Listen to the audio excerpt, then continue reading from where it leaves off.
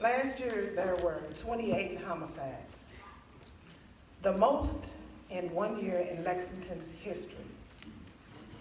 So far this year, 10 people have been gunned down in Lexington.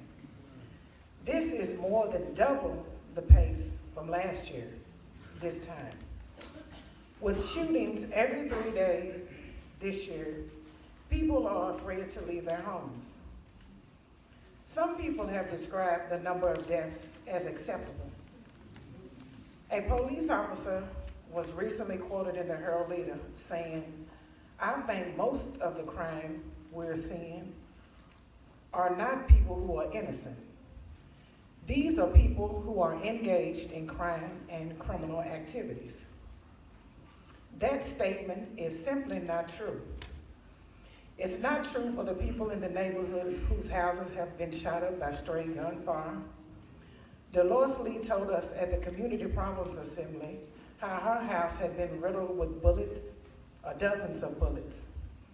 It's not true for family members who have lost their children, parents, and siblings.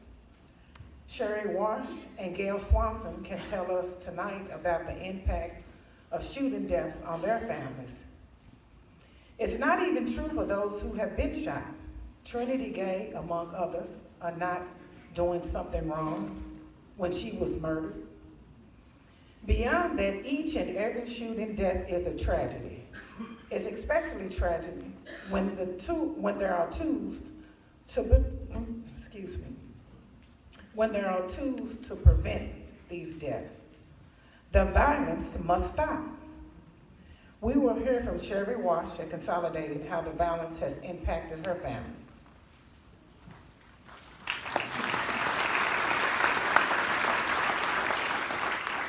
I've lived in Lexington my entire life. I've seen our city change over the years, and some of it not good. In the late 60s and 70s, my friends and I would walk across town to visit other friends. We would also walk home from Memorial Coliseum on Euclid Avenue after a concert at night. I grew up on DePores Avenue in St. Martin's Village on the northwest side of town. This was a safe place to live. This is no longer true. The Sunday before Easter, there were 2 drive-by shootings, one right down the street from my mother around 10 p.m.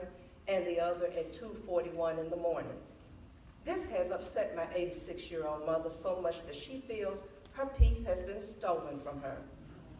On Good Friday, there was another drive-by shooting up the street from my mom on DePores and Diana.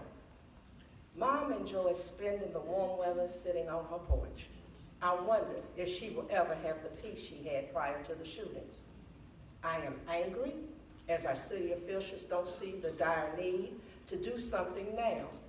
I feel like we're being held hostage by the violence, and I no longer want to feel this way. The violence must stop, and it must stop now.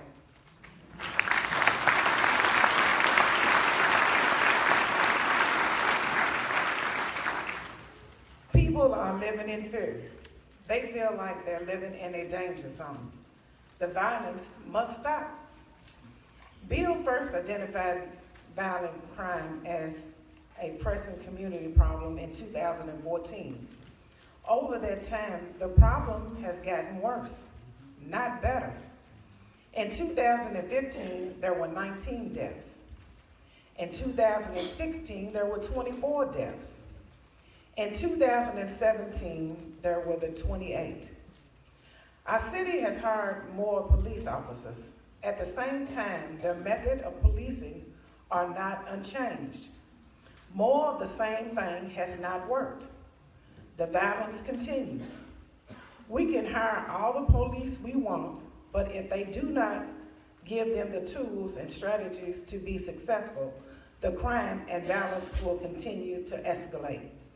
Here's an example of one person's experience of this problem.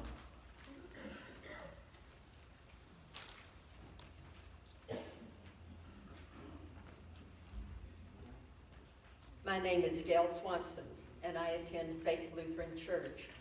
I've been a part of Build since it began, and over the last several years have been appalled by the steady increase of violence in Lexington. But Joe and I, like many of you, live in a quiet suburban neighborhood and have never even heard shots fired, let alone experienced violence firsthand. But that all changed a few weeks ago when early on a Saturday morning, Joe's adopted daughter called to tell us that her biological brother had been shot and killed earlier that morning. Now, I didn't know Brad well, but he had spent time in our home visiting or sharing a meal with us, and our two grandsons, ages 9 and 6, absolutely adored him. They often talked about their Uncle Brad, things he had done with them, places they had gone with him. He even lived with them for a few months at one point.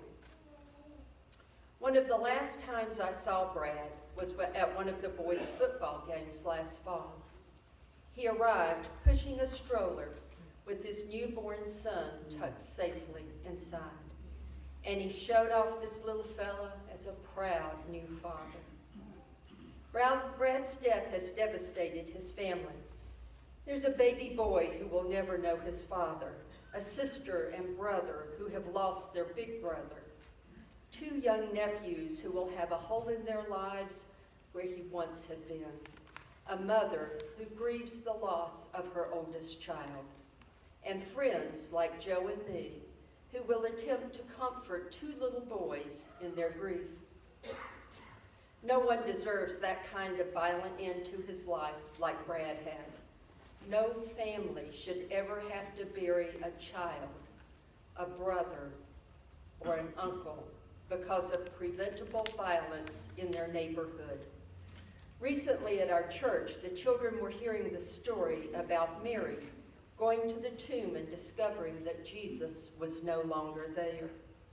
Dre, who is our 6-year-old grandson, asked the storyteller if God could make his Uncle Brad alive again. That's not possible.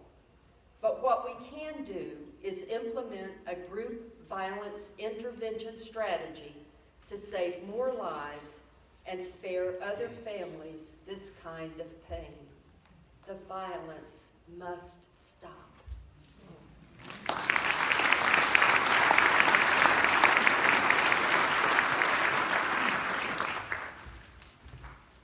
It is time for our police officers to be given the tools and strategies to actually reduce violent crime.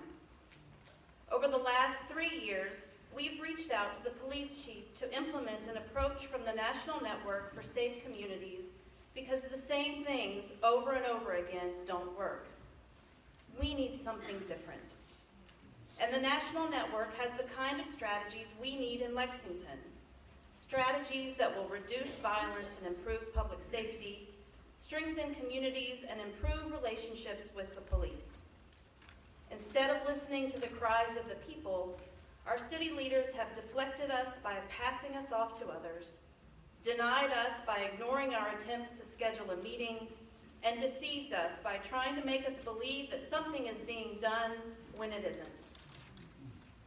2 years ago at our Nehemiah Action, Police Chief Barnard said he would start an initiative through My Brother's Keeper. We were skeptical that this would work, but ultimately he never followed through on what he said. Last year, we heard Mayor Gray say the city needed a 4th policing sector and that would address the problem. Again, we were skeptical that it would work, and again, he never followed through on making that happen. The fact is, we need a smart strategy for addressing the violence before it happens. That is why we want Lexington to have a group violence intervention strategy from the National Network. New Haven, Connecticut has used this strategy. In 2011, they had 34 homicides. But by 2017, that dropped to just 7 homicides. Detroit is another example. Last year, they had their lowest tally of criminal homicides in more than a half century. Oakland went from 126 homicides in 2012 down to 74 last year.